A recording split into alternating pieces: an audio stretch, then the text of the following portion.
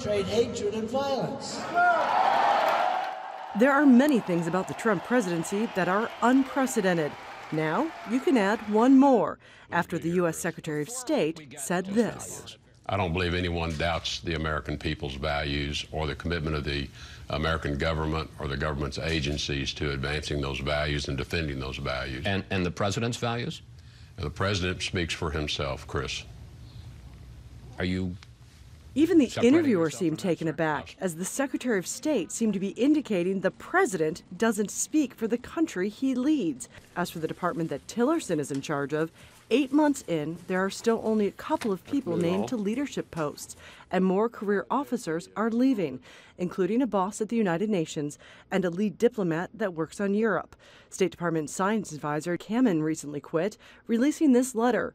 It didn't go unnoticed that the first letter of each paragraph spelled out the word impeach. P.J. Crowley spent 30 years in government. He says morale inside the State Department is very low. Not only are they concerned about the direction of the Trump foreign policy and what we're communicating to the rest of the world, but they're worried about the fact that we're 8 months into the Trump administration and there's not really a national security team in place, whether you're talking about the State Department or talking about the Pentagon.